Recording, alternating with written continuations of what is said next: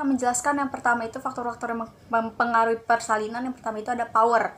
Yang power itu adalah tenaga yang mendorong janin keluar dalam persalinan itu disebut dengan his. Saya akan menjelaskan tentang macam-macam his. Yang pertama itu adalah his atau kontraksi uterus yang terbagi menjadi, yang pertama itu ada his pendahuluan atau his palsu. Itu tuh his yang dari peningkatan Braxton Hicks. Terus yang kedua itu adalah his persalinan, di mana his yang datangnya secara berulang-ulang sehingga menyebabkan pembukaan serviks. Macam his yang selanjutnya adalah aktivitas uterus atau myometrium. Pada kehamilan menjelang 7 bulan ini, dapat diraba adanya kontraksi-kontraksi kecil pada rahim. Perubahan-perubahan akibat his. Yang pertama itu perubahan uterus dan serviks. Yang kedua itu ibu, yang ketiga itu janin. Bagian dari sifat-sifat his, yang pertama itu adalah his pendahuluan, yang kedua adalah his pembukaan, yang ketiga adalah his pengeluaran, yang keempat adalah his pelepasan plasenta, yang kelima adalah his pengiring. Sini itu ada kelainan atau kontraksi otot rahim.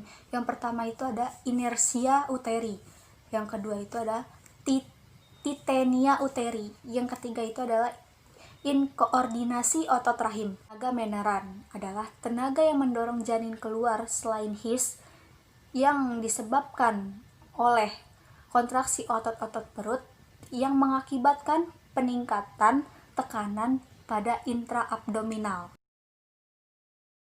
Saya akan melanjutkan penjelasan dari Amel. Yang kedua itu ada passage. Passage itu jalan lahir. Jalan lahir itu terdiri dari 4 bagian. Yang pertama bagiannya yang A, bagian yang keras, yang B, bagian yang lunak, yang C, tulang-tulang panggul, yang D, uterus atau otot dasar panggul dan perineum. Jalan lahir keras. Jalan lahir keras atau tulang panggul terdiri dari A, ruang panggul pelvis efektif, yang B, bidang-bidang panggul, yang C, station, yang D, pintu panggul, yang E, ukuran-ukuran panggul, yang F, ukuran luar panggul, yang G, jenis panggul, yang H, jalan lahir pada proses persalinan. Yang ketiga itu passager, terdiri dari 3 bagian. Yang pertama itu A, janin, yang B, plasenta, yang C, air ketuban. Yang A, janin. Janin itu terdiri dari bagian yang paling besar dan keras dari janin adalah kepala janin.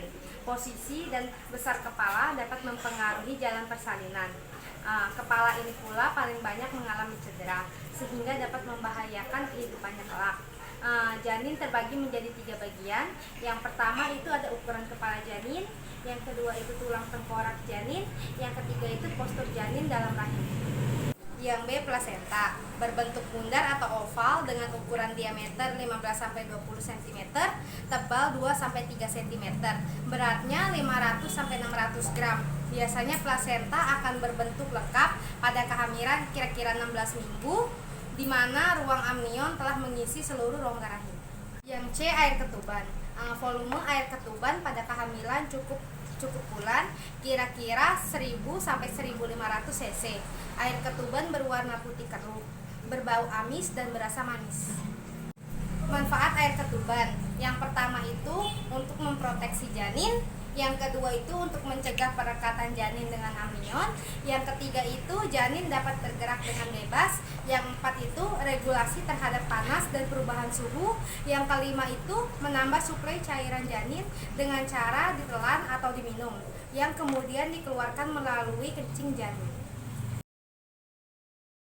Selanjutnya saya akan menjelaskan materi-materi yang sebelumnya sudah disampaikan oleh teman-teman saya, yaitu Amel dan Alpin Sari. Saya akan menjelaskan tentang nomor keempat, yaitu psikis atau psikologi.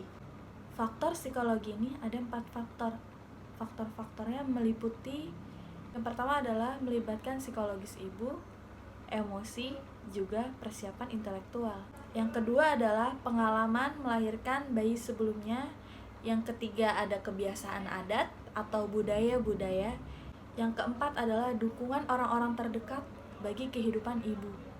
Selanjutnya, yang terakhir adalah nomor 5, yaitu penolong.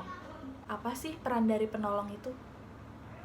Peran dari penolong persalinan adalah mengantisipasi adanya komplikasi yang mungkin terjadi pada ibu juga pada janinnya.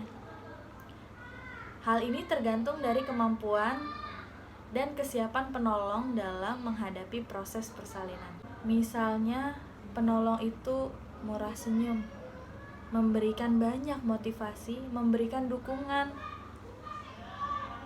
yang sangat positif, suportif dalam proses persalinan ibu. Otomatis ibu akan merasa aman, merasa nyaman, merasa tidak perlu khawatir akan proses persalinan yang akan dia hadapi.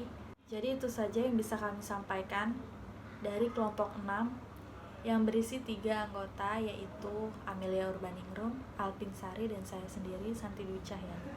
Kurang lebihnya mohon maaf. Wassalamualaikum warahmatullahi wabarakatuh.